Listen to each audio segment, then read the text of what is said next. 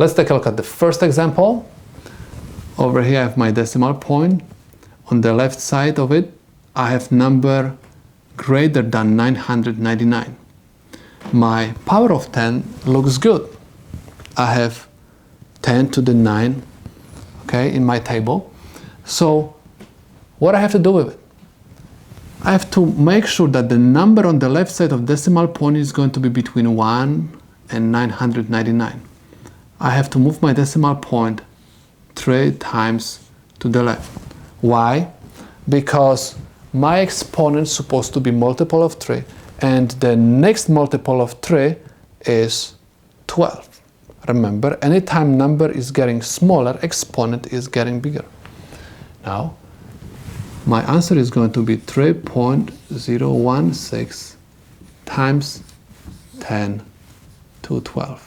Okay, I move my decimal point 3 times to the left. That's why I have to add 3 to 9. 9 plus 3 gives me 12. And this is the solution to my problem. Let's take a look at the second example.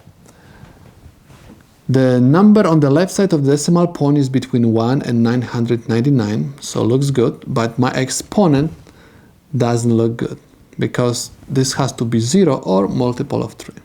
But if I'm going to move my decimal point once to left, my number got smaller and exponent has to get bigger. So I'm going to have 6.85 times 10, negative 1 plus 1 is equal 0.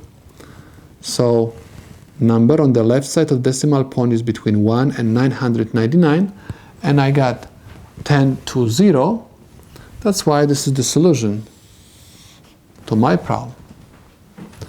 Let's take a look at this example. The number on the left side of decimal point is between 1 and 999, but my exponent of power of 10 is not multiple of 3.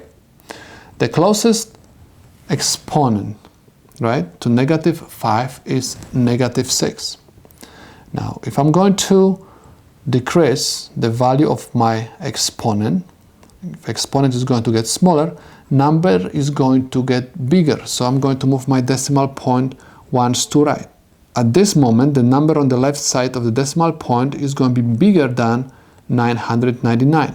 So for sure I have to move in opposite direction. So I'm going to move my decimal point to the left side. But if you want to go to the left, you're supposed to move your decimal point 2 times in order to get 4.0478 times 10 to negative 3.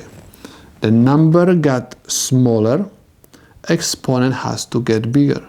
Negative 5 plus 2, because I moved my decimal point twice to left, is going to give me negative 3. The number on the left side of the decimal point is between 1 and 999, and my exponent is multiple of 3.